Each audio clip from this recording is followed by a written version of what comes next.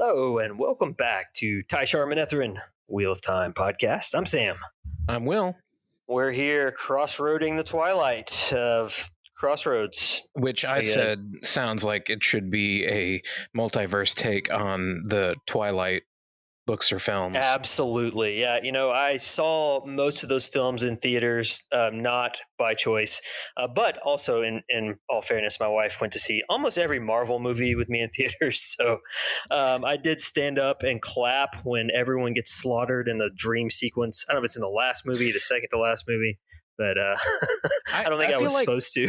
That was actually a really action-packed scene. It was. That's true. It was pretty epic. I mean, it was pretty violent. But yeah, I've seen the movies. I have watched them with the Riff Tracks commentary where they're making fun of them. See, that sounds excellent. Yeah. I think it's been long enough that I could do that now. Yeah, I highly recommend it. Rifftracks.com. You can download the commentary, and then if you get the app for your phone or whatever, it'll sync it up automatically, and then there you go. Just start making fun of them.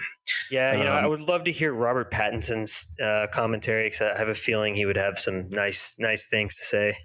Yeah, wouldn't that be interesting? I mean, well, there may be cast commentary. I don't know. Yeah, I just want to hear his unfiltered opinion when he's not getting paid for it anymore. I'd love to hear it now. Both him and what's her face and Kristen Stewart. Yeah, that's true. She has certainly established herself as a legitimate actor post Twilight. Right. I think she even published some sort of computer science research paper to do with AI. Yeah, it was a bizarre story. It was something for a film she was making, and somehow she. As she was, I don't remember the details, but you could Google that and probably find something. Anyway, Crossroads this is not an off-topic episode, supposedly. Right. We are very firmly talking about the title of this book, and it is very much on topic. But yes, this particular episode, Will is going to take us through some chapters, so I reckon I'll let him do that. Yeah, well, thanks for letting me. I'll start with Chapter 9. Chapter 9 is called Traps. And I say it. I mean, if you like Fail, if you're very interested in her character, this may be a read for you, at least a skim. If you are in the camp, which I've said before that Fail's kind of like the Nickelback of the community, from what I can tell. Like, right. People just like, oh, Fail sucks, but yeah, I just love to dunk on her. Yep. Yeah, but I don't really feel like there's a lot of reasons to dislike Fail. It's just she does come from a culture that's different, and if that irritates you, the whole she needs to be challenged in order to feel loved thing, then I could understand that, I guess, a little bit. But also, to me, that's kind of interesting. Anyway, my dog has the same personality. Really. So yes, you're not going to find this. If you're one of the folks who thinks that Fail's character is uninteresting or annoying and just exists to slow down the plot, these chapters are definitely not going to change your mind. I think all of these characters are slowing down the plot in this book. Right. Everyone is slowing down the plot in this book. That argument is very easy to make.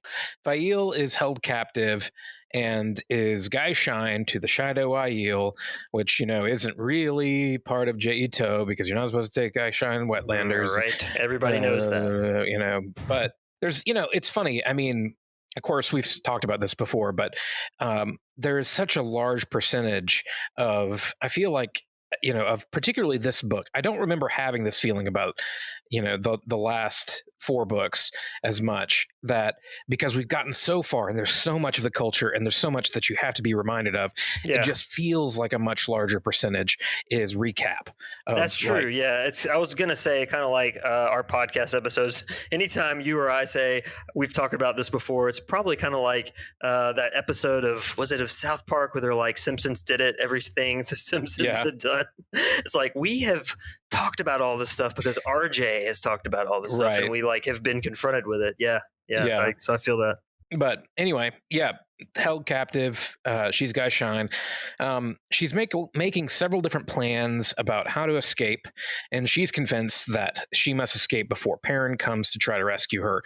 For some reason, she's like, that would be a terrible idea. You can't possibly let him rescue me. Right. and technically a fair amount transpires in this chapter, and there are some chapters where like nothing happens, but some stuff actually happens, but not much actually happens. Lucille and Arella made to escape 3 days ago. If you're like, who are they? Well, I'm not going to tell you because I just don't even feel like that's a good use of my time. And also, I didn't bother looking it up, and I couldn't really remember. Bravo. Yeah, no, more power to you. I mean, I guess, they're obviously part of Fail's her entourage. It took me 15 minutes to remember Evander Holyfield's name on Friday, so there's no way I'm going to remember these characters. I obviously just couldn't remember Kristen Stewart's name, so even though I watched a movie with her last night. Also, Magden, aka Morgaze, is trying to she's going to make a stink. She's going to sneak into Tharava's tent for reasons. Yep. I can't even. I'm not even sure. I'm sure there's a good reason, but yeah, I can't. Like the theme of these episodes is, sort of softly, who cares? Yeah, someone who is more interested in the subplot, please explain it to me. Because I was trying to. I just want to talk to someone who's interested in the subplot. Period. I mean, and I like Fail as a character. I think Sam, I think you've said you do too. Yeah, but I do. Yeah. This subplot. Yes, it is often one of the ones cited as the least favorite in the slog. Which there are times where I'll pick up these books and it's like, it's just nice to be reading RJ's words, and it's just like a comforting cup of hot chocolate or something. Yeah. But there are other times it's like you drink a cup of hot chocolate and you go, oh. Just shouldn't have done that at 4:00 on a Wednesday or whatever. Yeah. And just because it happened to be in the break room and I was hungry doesn't mean I should chug a cup of hot chocolate at 4. Anyway, so all that to say that there are times I really enjoy reading the slog, and then there are times where like, I could probably be reading other things. Yeah, and that's kind of where I'm at, which is why I'm looking forward to Knife of Dreams. Yes. And New Spring and the last 3 books. Because I guess we should get to New Spring soon. Yeah. I figure maybe we'll hit that one before the final trilogy. I like that idea. Yeah. So it's short. We'll probably do it. In 2 episodes. I do want to do Knife of Dreams next, just as a payoff for the slog. Oh yes, 100%, 100%. So anyway, back to this chapter. Yeah, now we're the ones slowing down the plot, if such is possible. The most interesting things that occurs in this chapter is that Fail is apprehended by a large Shido man who indicates he plans to rape her. Yeah, that bit's a bit unpleasant. Yes, and honestly, this chapter is one of the more action-packed chapters that I've gotten this episode. Because, and by action-packed, I mean something happens other than talking and walking. Right, and so it looks like this might actually occur, but he's stopped by Roland, who is the man who initially actually captured Fail, and then Roland kind of tries to almost flirt with Fail. It's somewhat tone deaf and yet a little endearing in a way. Fail's like, I can work with this. Right, exactly. Fail realizes that he is at least somewhat smitten, and that this is something that she might be able to leverage. Roland here, to me, he becomes in this book one of the more, I guess, complex and tragic minor I agree characters. With that. That's a good way to put it. Yeah, it's like it's not black and white at all with him. Right. And so that is, again, it's part of the reason why this section is one of the more interesting, because you get a little bit of Roland, and he is a little more intriguing in the midst of all this, because he is not actually Shido. He's one of the brotherless, so he's not firmly aligned with the Shido, and you kind of get the sense maybe he's beginning to not see things their way as much. But he still is, is seeing to her being held captive. At the same time, because he does seem to have an interest in her, is kind of also trying to be nice to her, and he doesn't want to take advantage of her. He wants to invite her to, maybe be his lover voluntarily. He even given the knowledge that she's married, he indicates that, hey, it would be normal for someone to be who's been like taking Guy Shine in another, clan or whatever would participate in these amorous type activities, and it would be considered all perfectly above board for the Aiel culture. He does kind of realize that she is indicating that this would not be the case for her. Indeed. Also, somewhere in here, Savannah finds a knife that Fael was hiding, spoiling at least one of Fael's possible plans for escape. And she has the wise ones discuss whether to move away from the blazing beacon of power they feel off in the west, reminding us yet again that this novel is set in like a couple of days at the last 2 chapters of Winter's Heart. Yep. This could have been the prologue. This could have been a footnote. Right. This could have been 2 chapters. I don't know, man. Essentially, I mean, the vast majority of this book, or I shouldn't say vast majority, but at least, I don't know, 2/3, 3/4 of this book, most of this book, it does occur kind of basically during the last few chapters of the previous book, which also accounts for how slow paced it is. Exactly. Like, why? Why? So the chapter ends with Fael strengthening her resolve to find a way out. And that's the last of that we're going to hear from her for a little bit, because we're moving on to chapter 10 and a blazing beacon. Guess what? Wonder what that could be.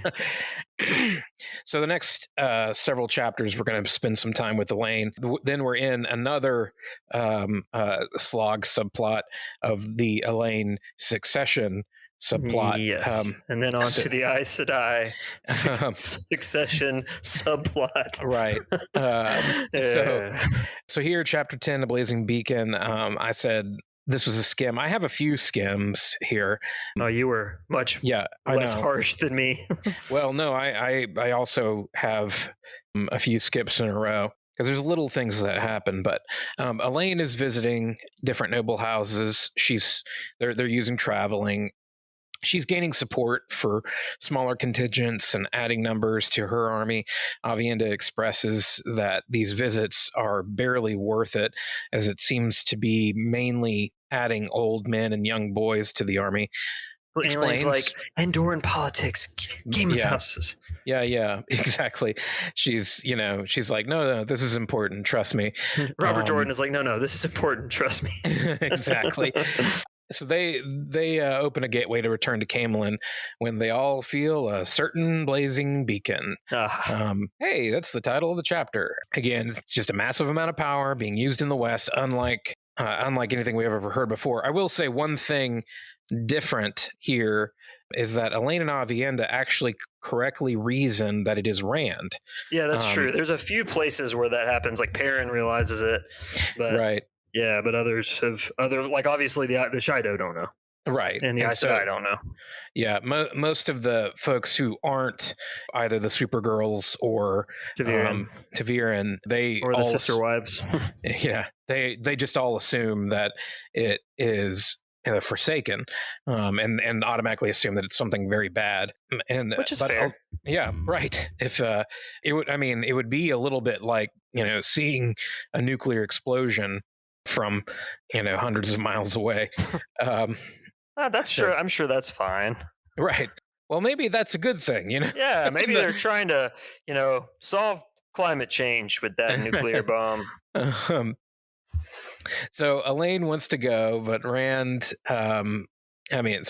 wants to go to Rand, but Avienda talks her out of it, saying that something she saw on the Rings of Rodian makes her want to believe that if they go to him, there's a good chance they can make things worse. And Elaine agrees, and they go about their business. Makes sense, given what we know. If she was to show up, Rand might lose his concentration and be worried about him, and sneeze. I don't know.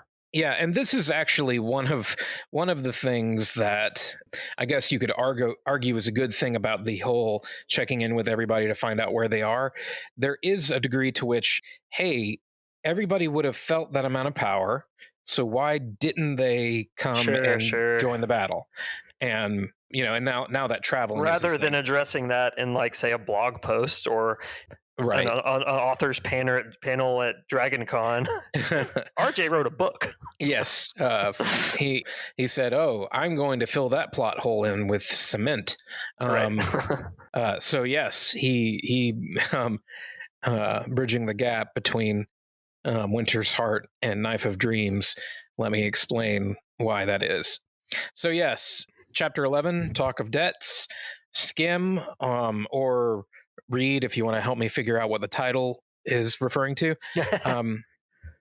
Arriving in Camelin, Elaine and Avienda are surprised to feel that no one is channeling.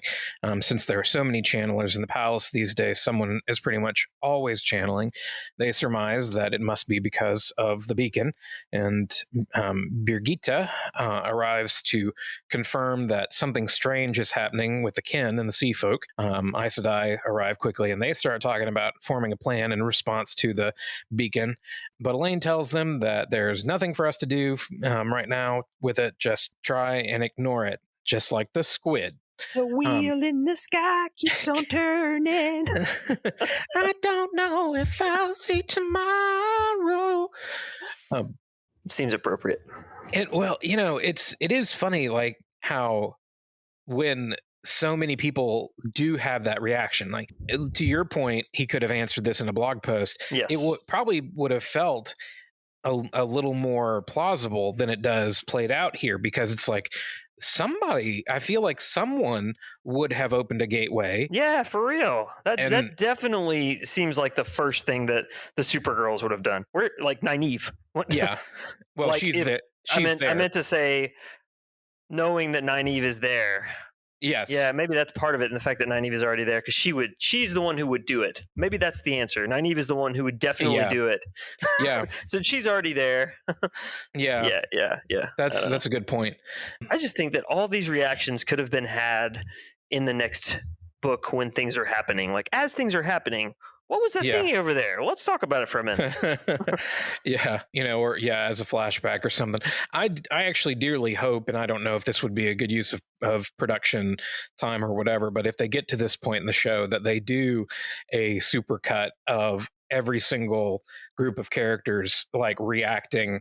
When as soon as Rand and Nynaeve, a supercut, a montage, any of those things would be an 80s montage with a robot running around. Anything would be better than a whole book. But yeah, just like as soon as Shadar Logoth gets hit with that inevitable sky beam, right?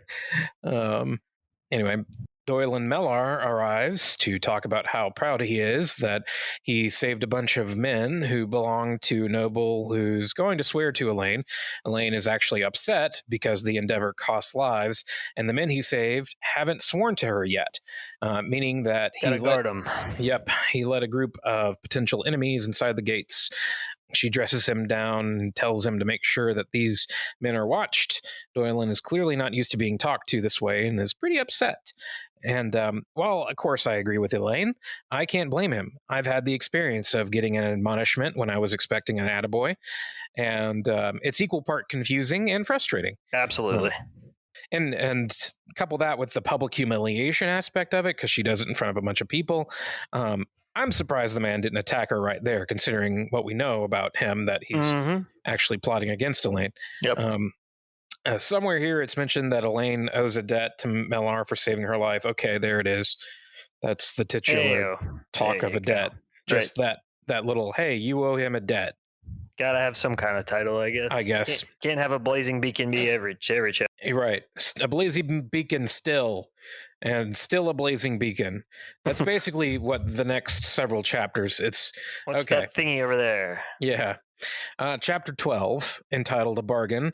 Firm skip. Look, guys, I know this is one of the famous 3-page Bath chapters, but unless you want to comb through this for some kind of subtext that certain fans will demand is absolutely there, well, we're gonna get cinematic confirmation sooner or later, I think. Yeah. between that and some politics with the sea folk, there really isn't much that is going to have a huge impact on the plot. Right. So Elaine and Avienda take a bath, but they're interrupted by the sea folk demanding an audience. Elaine angrily goes to meet with them, where we discover probably the most important detail in this chapter. Nistadin Rias Two Moons has died, and so the sea folk have to gather together to figure out who their new leader is going to be. So they're we've lost a couple of these sea folk that we knew. Yeah. They're apparently they have to like get together and have a caucus to figure out how they're gonna sea folk caucus. But they say that the Aes Sedai have not held up their end of the bargain that they made, which I think they made you that bargain guys in your bargains. Yeah, they're real big about bargains. But they were supposed to, the Aes Sedai were supposed to have provided the sea folk with 20 teachers for them, and they haven't done that. Elaine says that if they leave now, then they'd be breaking their bargain anyway. Elaine's like, I'm not all the Aes Sedai. Right. And so they compromise, and Elaine sends a few of the Aes Sedai that she has there in Camelin to go with them. I think Marililla is supposed to be one of them because Elaine isn't sure if she's Black Odger or not, or something. It's sort of like mildly interesting to hear them talking about using gateways to move grain around. Right. It's like, it's a decent explanation. There are lots of things that are in this that if you are interested in the subplot will explain some things. Of course, the siege isn't really much of a siege because she can travel. All the Aes Sedai in the palace and channelers in the palace that are capable of traveling can open gateways. And that was part of the reason why Elaine doesn't necessarily want them to leave without leaving behind a few windfinders who are their channelers. Right. So, but since the sea folk ask for some land in Andor, Elaine agrees to leave them, to give them some land if they leave some of their windfinders for helping make those gateways to move grain and whatever the heck they need. Right. So, on to chapter 13, High Seats, another firm skip. High seats are important when you're a little person or when you're a 2-year-old. But this isn't that kind of high seat. After getting properly dressed, Elaine meets with the 4 high seats of noble houses in Andor who are coming to express their support for her. Elaine is surprised to find that they're all teenagers. Yep. And she thinks that they seem young enough to still need guardians present, which apparently is a thing where, if somebody inherits a house before they are old enough to oversee it, then they have a guardian who acts in their stead. But apparently they're all old enough to actually be leading it, if only just so. Elaine introduces them to Avienda, and after they leave, there's a lively discussion about the idea of children being leaders and Andor, and it's a little odd to me that this is mentioned because Elaine herself is only like 20, and I mean, like when we met her, she was like 17 or something, and so it's not like she was much older than them. Elaine expressed concern that people may think that she just kidnapped them rather than actually gaining their support legitimately. And the chapter ends with the entrance of the High Clerk and the First Maid. Lovely. So, yes. Chapter 14, What the Wise Ones Know. I called this one a skim. After warding against eavesdropping, Elaine listens to reports of spies and arson, and there's a whole thing here where they find out somebody working in the palace is a spy for the Brown Aja, which it's kind of like, well, surprising that it's brown, right? Yeah. It's like, what's the big deal there anyway? But also this whole thing where the way that they deal with spies is just by feeding them bad information so that no one really knows what is going on, which is kind of like changing all of your information on Facebook like slowly over time. So rather than deleting your profile, you actively deceive Zuckerberg. Right. Yeah, which of course doesn't work because Facebook and everyone, Google, all those guys are all over the internet anyway, so they have your information, but at least you think you did it. That's interesting, and it occurred to me to possibly change my occupation to motorcycle mechanic. Yep. My new name is Ajax Kumquat, and I live in Southampton, UK. Oh, that's interesting because I live in South Africa, and yeah, so Cool. then the wise ones entered, accompanied by some kinswomen who are there to observe a complex weave that the wise ones are about to do to Elaine to check on our baby. Right. It's similar to delving, but it's more complicated. They at one point call it caressing. Yep. Gross. I guess calling it a magical ultrasound was a little too on the nose. It does seem tougher to bring in universe. Yeah. Yes. Yeah. Might sound somewhat anachronistic. Is that the word? Yeah, that makes sense. They're able to determine that not only is the pregnancy going well, but Elaine is carrying twins, Aha. which is the main reason why I call this one a scam, really. Yeah, sure. That's a tidbit. The other reason is that it's at this point that the beacon just stops. So everyone agrees that either something very good or something very bad just happened. So we can stop talking about it until the perspective change. Exactly. Then we frustratingly rewind time again. Yep. And also, they get news from some sea folk. Some sea folk apprentice has RUNNOFT with Marililla. I can't remember if this leads to anything later, but I thought I'd just include it in case. Sure. Yeah. Hedge your bets. And that is all from this episode. And I don't know. I mean, like, I can't remember. I'm sure we've had a few like this now, but we're about to have another one. Yeah. Well, it just so very little actually happens that gives us anything really all that new. I mean, I guess Nestedin Reyes is dead, and the sea folk are gathering to elect a new leader, and Elaine's carrying twins is kind of... That's your takeaways. Yeah, because otherwise, we don't get a whole bunch of new information, so... That bring us to the end of this one? Yeah. I hear you. All right. Well, if you have any thoughts, feel free to email us. You can reach us at stuff@tsmpodcast.com. Also, I think Will at tsmpodcast.com and Sam at tsmpodcast.com, but I could be wrong about that. Podcast TSM on the socials. If you have something nice to say, read it on the air, or if you have something not nice to say and it's entertaining. The main thing is if you have something not nice to say and it's not entertaining, we probably will just skip it. Right. But we've got a mailbag coming up sooner or later, and we'll probably get around to some of that.